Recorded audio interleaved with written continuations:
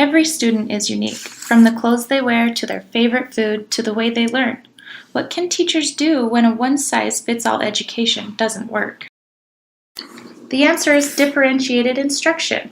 At its most basic level, this consists of the efforts of teachers to respond to variance among learners in the classroom. Whenever a teacher reaches out to an individual or small group to vary his or her teaching in order to create the best learning experience possible, that teacher is differentiating instruction. Teachers can differentiate at least 4 classroom elements based on student readiness, interest, or learning profile. The 4 classroom elements are content, process, products, and learning environment. Now, let me tell you a little more about each element. Content can be described as what the student needs to learn or how the student will get access to the information. Examples of differentiating content at the elementary level include using varied levels of reading materials, recording text materials to audio files, using spelling or vocabulary lists at readiness levels of students, presenting ideas through both auditory and visual means, using reading buddies, and meeting with small groups to reteach an idea or skill for struggling learners or to extend the thinking or skills of advanced learners. Activities in which the student engages in order to make sense of or master the content is the process. Examples of differentiating process or activities at the elementary level include using tiered activities through which all learners work with the same important understandings and skills, but proceed with different levels of support, challenge, or complexity. Providing interest centers that encourage students to explore subsets of the class topic of particular interest to them. Developing personal agendas to be completed either during specified agenda time or as students complete other work early. Offering manipulatives or other hand-on supports for students who need them, and varying the length of time a student may take to complete a task in order to provide additional support for a struggling learner or to encourage an advanced learner to pursue a topic in greater depth. Products are culminating projects that ask the student to practice, apply, and extend what he or she has learned in a unit.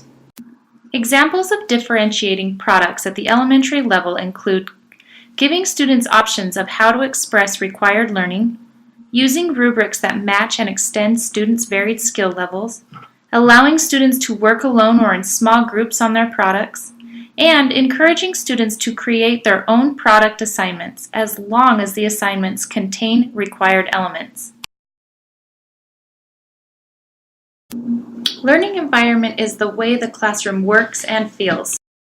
Differentiating learning environment at the elementary level includes making sure there are places in the room to work quietly and without distraction, as well as places that invite student collaboration. Providing materials that reflect a variety of cultures and home settings. Setting out clear guidelines for independent work that matches individual needs. Developing routines that allow students to get help when teachers are busy with other students and cannot help them immediately. And helping students understand that some learners need to move around to learn, while others do better sitting quietly. Whether teachers differentiate content, process, products, or the learning environment, the use of ongoing assessment and flexible grouping makes this a successful approach to instruction. The 4 classroom elements set the stage for students to respond through these 3 learning needs. Learner readiness is instruction should begin where the student's skill level currently exists. Learner profiles is knowing the various ways that each of our students makes sense out of the content. And learner interests, making learning contextual to real-world experiences is a key learning technique with differentiating for student interests.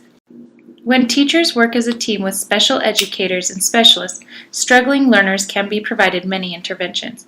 The response to intervention is a 3-tier approach to the early identification and support of students with learning and behavior needs. Tier 1 is high-quality classroom instruction, screening, and group interventions.